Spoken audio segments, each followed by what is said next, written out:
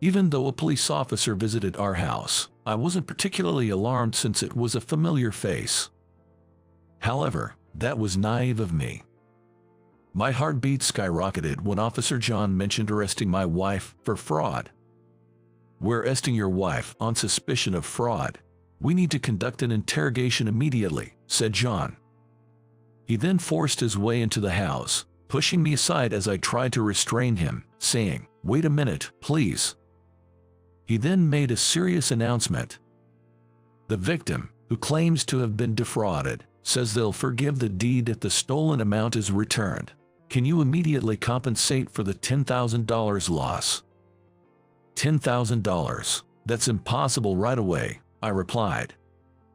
Dissatisfied with my answer, John coldly retorted, "Then we'll have to take your wife.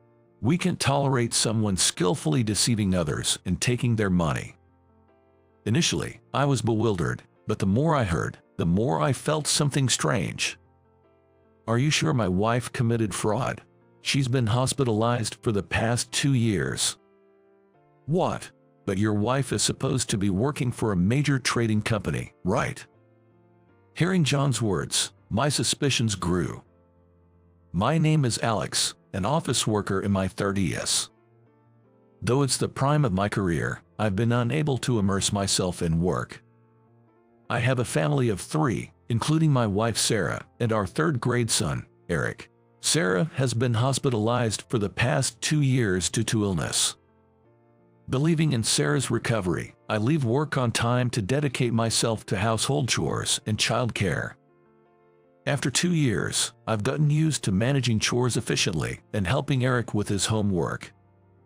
There are days when I have to work on weekends, but I still manage to visit Sarah with Eric 2 or 3 times a month. Wishing for Sarah's speedy recovery occupies most of my thoughts, but lately, something else has been troubling me. I've started to notice some unsettling movements around our house. One day, after stopping by the supermarket on my way home from work, I spotted someone dressed as a police officer lurking nearby. "Good evening. Are you on patrol? Is something wrong?" I asked.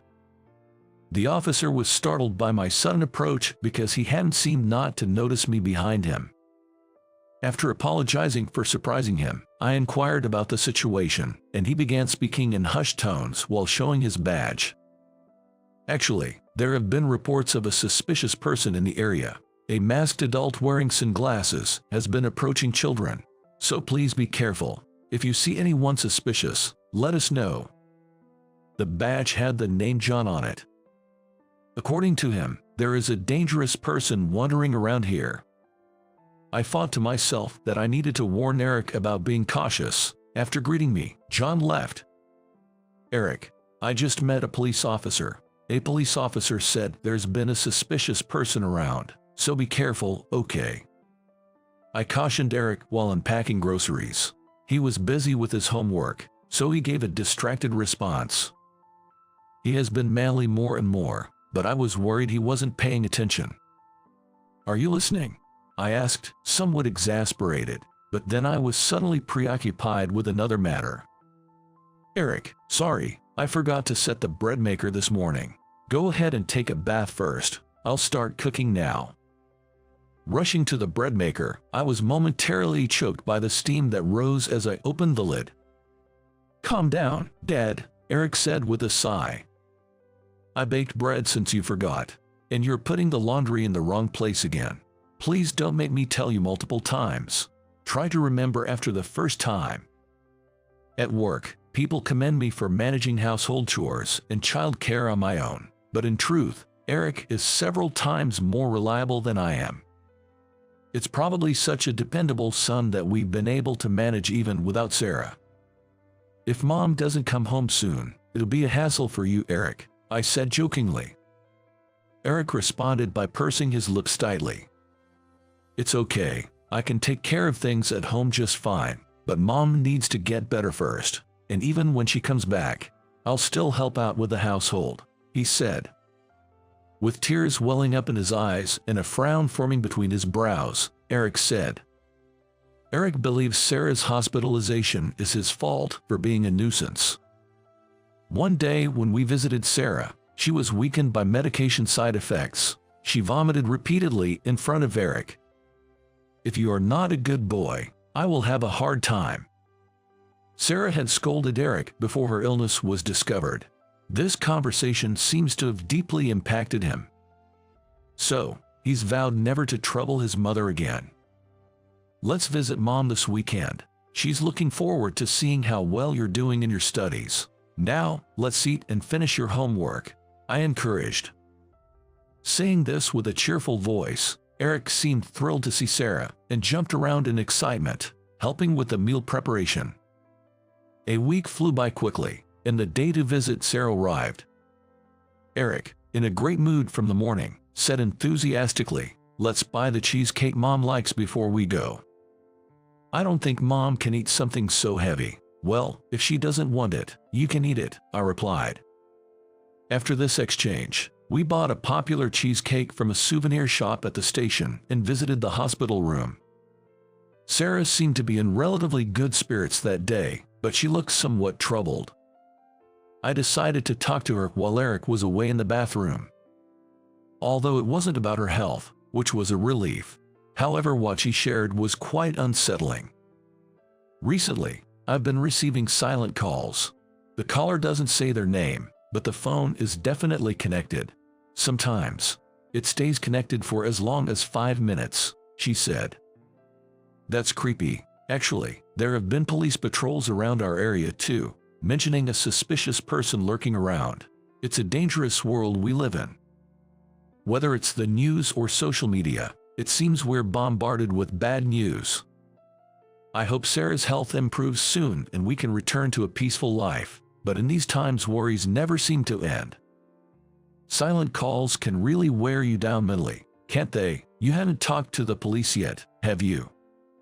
It doesn't seem like there's any direct harm, and I doubt anyone would come to the hospital to cause trouble. "What are you talking about? It'll be too late if something happens, right? I'll talk to the police patrolling our area." While we were discussing this, Eric returned. This visit was what Eric had been looking forward to. We decided to put an end to our somber conversation and enjoyed the cheesecake while chatting happily. The following week, as I was returning from work, I saw John patrolling. I thought it was a good opportunity to discuss the silent calls, but John was deeply engaged in a conversation with Eric. "John, thank you for your hard work, Eric. Have you finished your homework?" "I finished it a long time ago. I went out to play with friends and just got back." After nodding at Eric's response, I turned to face John. "Sorry to interrupt your work, but I have a concern and was wondering if I could have a moment of your time." "Of course, that's fine. What's the matter?" Just knowing that someone is nearby to protect us is incredibly reassuring. However, I'd prefer not to let Eric hear about this conversation. Eric is already concerned about Sarah. If he knew about the silent calls to Sarah, it would surely distract him from his studies and daily life. "Eric, can you go home and warm this up for me?" "What? No, I want to hear the conversation too." "This conversation doesn't concern you, Eric. Please go inside."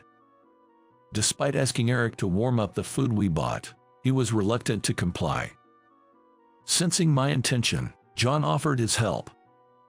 "Eric, you can help out at home too, right? That's very commendable," John praised. But Eric wasn't so easily swayed by such childlike persuasion. Feeling bad for keeping John busy, I was about to leave when he said, "I'm around here almost every day, so feel free to talk to me anytime." I thanked John and, together with Eric, waved goodbye to him. We went back home. While Eric and I were having dinner, Eric started talking with his mouth full of food. "John is really a nice guy, isn't he?" "Yeah, protecting the town is a tough job. We should be grateful. By the way, what were you talking about before I arrived? Did he mention any sightings or something?" I casually asked, recalling the serious conversation between Eric and John. But Eric's reply cast a shadow over my heart. He was asking about what time Dad usually comes home, when Mom will be back, and if there's anyone else living with us. He mentioned there have been burglaries around here, Eric said. I haven't heard of any burglary incidents in our neighborhood. Since Eric is still young, he might be concerned about whether Eric is living alone or if there's someone to take care of him. However, it felt intrusive, like someone was prying into our lives, which didn't sit well with me. It would be great if we could live without any incidents. Also, Eric, be careful not to share too much information about our home with others, I advised. Although Eric didn't seem entirely convinced, he replied, okay, and I decided not to press the issue further. About a month had passed since then. As I was preparing to visit Sarah with Eric, the doorbell rang. Since visitors were rare, I assumed it might be a salesperson and checked the monitor. I found only to see John there. Good morning. Is there something wrong? I greeted John as I opened the door. Seeing a familiar face in the form of a police officer didn't particularly alarm me. However, that was naive of me. John's words made my heart rate spike. Your wife is under arrest for suspicion of fraud. We need to conduct an immediate investigation. John said this and ignored my words. Please wait. He forcibly entered the house. Can we talk about this? There is a child here, so please, let's stay at the entrance. I tried to keep my voice low not to disturb Eric, who was getting ready inside, but John disregarded that and barged into the living room. Then he made a grave announcement. There are accusations of a crime against her. The victim, who claims to have been defrauded, says they are willing to forgive without escalating the matter if they are reimbursed. Can you cover the loss of $10,000 right now? $10,000? How did this happen? That's impossible right now, I muttered while confused. In fact, with the expenses for 2 people plus Sarah's medical bills on a single income, our savings were nearly depleted. The savings that were more than sufficient when my wife was working were almost gone. Then, I will have to take your wife with me. We cannot tolerate anyone exploiting vulnerable individuals and aggressively defrauding them of money. Hearing John's words, I felt a disconnect with my image of Sarah. Are you sure it was my wife who committed fraud? She has been hospitalized for the past 2 years. Isn't your wife supposed to be working for a major trading company? Hearing John's words, my suspicions grew. How did John know about Sarah's previous employer? It's possible Eric might have mentioned it, but he wouldn't know what a trading company entails. And Sarah's workplace had even become a joke since he couldn't answer it precisely. It's hard to believe the police would know every local resident's occupation, and even if they looked it up, they should have quickly found out about her resignation. John, could I see your police badge again, please? At my request, he visibly showed signs of disturbance. At this point, I was certain he wasn't a police officer, but I was worried about pressing the issue too much in case it led to a complaint. After all, Eric was inside the house as well. I didn't want to put my child in any danger. John quickly regained his composure and, with feigned authority, raised his voice. Well, if your wife isn't here, I have no choice but to take you instead. What will you do? Will you come to the station with me? Or will you settle this with money? Of course, I'll have to handcuff you if we go to the police station. Looking outside from the entrance, there was no police car in sight. He had handcuffs, but they lacked a sense of authenticity. It looked somewhat flimsy. They seemed like something you might buy at a store, resembling a toy. Paying was not an option. But if I were taken away, who knows what might happen? I grabbed my cell phone, pretending to be scared, and pleaded with John. I have a family member who might be able to lend us some money. Can I check with them to see if they can transfer the funds? That way, both Eric and I won't have to leave here, right? After a moment's thought, John nodded, all right. But you'll make the call here. I can't let you use it as a means to escape. I'd have to call for backup otherwise. Thank you, I said, opening the Contacts app. I wanted to contact the police, but John was closely watching my actions, and he would hear the conversation. So, I decided to call a sharp-witted friend who was a lawyer. We kept in touch regularly, and he was aware of Sarah's illness and often visited to offer support. "Please answer the phone." My plea was answered as the call was picked up after a few rings. "Sorry to bother you so suddenly, but could you lend me about $10,000? I'll make sure to pay you back." "What's going on?" he asked, sounding concerned. "Sarah has apparently committed fraud, going to the homes of the elderly and swindling them out of their money. If we pay $10,000 now, it seems we can settle this. Please help." Hey, but as for Sarah, please, right now the police are inside the house, and they're suggesting that it would be better to settle this matter through a settlement if possible. It might seem strange, but that's okay. When I interrupted the conversation to continue explaining, it seemed like he understood well. "Are you at home?" he confirmed again before saying, "I'll transfer the money today, so please wait," and then hung up the phone. "It seems like we can manage the money issue. I'll make the payment today," I told John, and he nodded in satisfaction. "Then please transfer the money to the account I'm about to tell you. Since I'm helping out with this, it could be risky for my position. I'll make myself scarce once the payment is confirmed," he said. After saying that, John handed me a note with the transfer details and headed towards the entrance. When I opened the front door, a loud yelling voice could be heard from the room. "My mom would never do such a thing. You're a liar." It seemed like Eric, who had been listening, was glaring at John with his shoulders hove. John was surprised by the fierce anger directed at him, but considering the opponent was a child, he quickly regained his composure. "Eric, I understand you want to believe that, but your mom is a criminal. When someone does something wrong, they need to make amends," he said. Triggered by the word criminal, Eric attacked John even more aggressively. "Shut up. The criminal is you. You're the one who's going to get caught by the police." As Eric made a commotion at the entrance, curious neighbors began to gather and wonder what was happening. With the presence of the police, the crowd of onlookers quickly grew. In such a situation, John, who looked flustered, tried to escape by saying something vague. Suddenly, Eric raised his voice loudly. "That man is a bad person. Catch him." Reacting to Eric's voice, the onlookers restrained John for the moment. As he tried to shake them off and escape, the residents began to seriously hold him down. Almost at the same time, a police car appeared. The real police had arrived. Feeling relieved, I was about to let my guard down when I saw Eric mustering his courage. I couldn't show any weakness. I approached a person who had gotten out of the police car to explain the situation. I was asked to confirm the name and was told, "We received a call from someone claiming to be a friend of yours," so I told them what happened. I mentioned that there was talk of settling with money because my wife was suspected of fraud, and the police officers shook their heads, saying, "That's not passable." I didn't suspect anything since they had been patrolling around our house and had a police badge, I said. Hearing this, the police took the badge from John.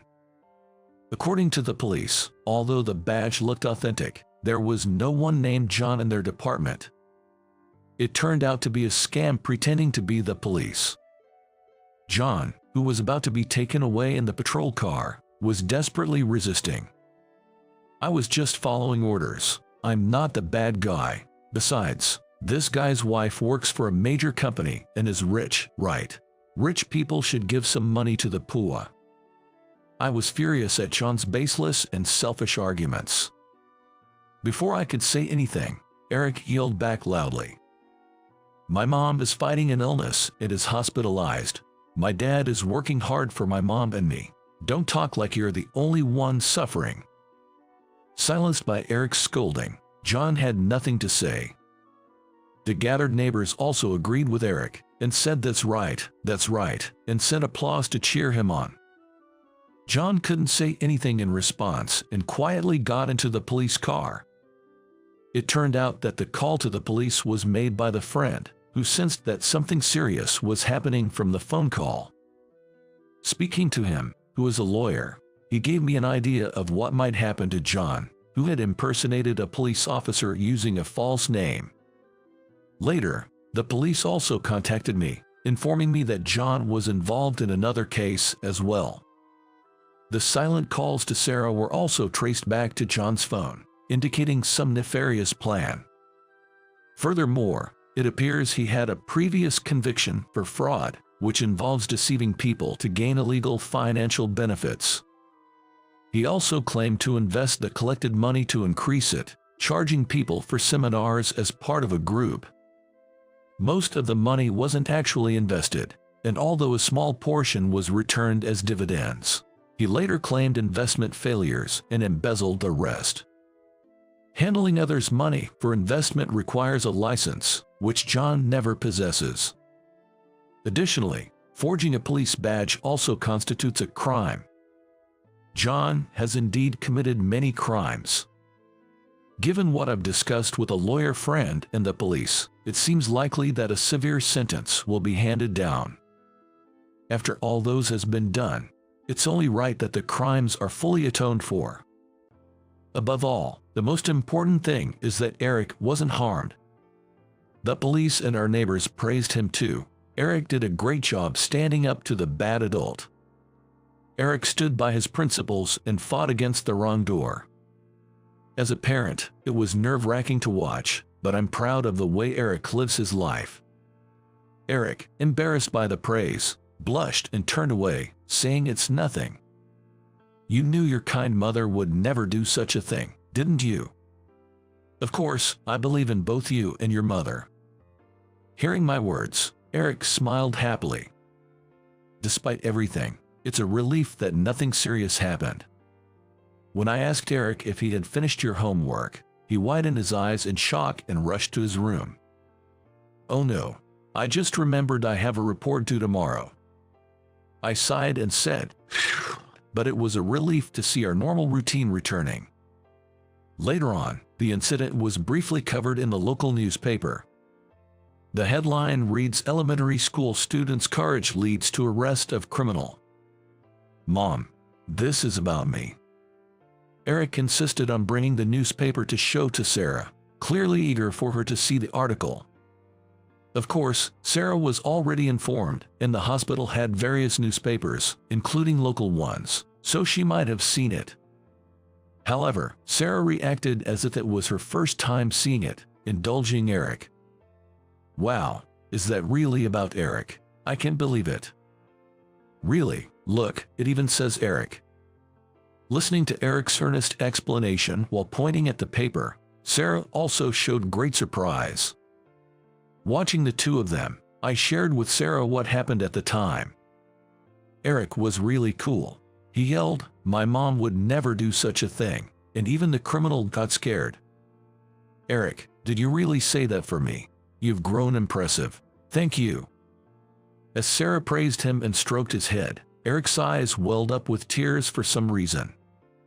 Sarah asked with concern, "What's wrong?" To which Eric replied in a soft voice, "I'll be good and do my best. I won't cause you any trouble, Mom. Please get better soon. I feel like it's my fault you got sick." As Eric's tears fell, Sarah gently hugged him and said, "This illness isn't your fault, Eric. It's a trial that God has given me, but it's one that we can definitely overcome, so don't worry." Then, as if remembering something, Sarah continued, "You know, I once said that if you weren't good, I would get sick. That's not true at all. I'm sorry for saying something so harsh." Before long, tears were in Sarah's eyes too, and the sound of their sniffles filled the hospital room. Dr. Smith also said that if things keep going this way, I might be able to leave the hospital soon. So hang in there, I'm doing my best too. Sarah has been looking really well lately. If things continue as they are, Dr. Smith's prediction about her being able to leave the hospital soon might just come true. With that hope, I sincerely prayed for her recovery. Months have passed since then. Sarah's battle with her illness came to an end. There were times when we feared the worst, but thanks to Dr. Smith's dedicated treatment and Sarah's efforts, she's now able to lead a normal life. Today is Eric's school visitation day. It's been a long time since Sarah and I went to see Eric at school together. Eric has really grown up, Sarah noted. Indeed, Eric stood confidently in front of the blackboard, just as Sarah said. The visitation day's theme was to present essays about future dreams. I remember seeing Eric revise his essay several times a few months ago. Although I usually check his homework, he insisted on keeping this essay a secret, so today was the first time I heard it. My dream is to become a police officer. I've caused a lot of trouble for my parents until now, but I won't anymore. I've been treated kindly by many people, so I want to become a police officer to repay that kindness. I've realized that not everyone in the world is kind based on my experiences. I want to act to protect my loved ones from such people. Becoming a police officer is not easy, but my mom taught me that we can overcome any trial. My mom fought hard against a tough illness and managed to get better. I want to be an adult who doesn't give up when faced with difficulties. Just like her. If anything happens, I will protect my parents. Both Sarah and I couldn't help but shed tears as Eric passionately expressed his thoughts in a loud voice. I also made a firm vow to become a commendable father who can protect my family.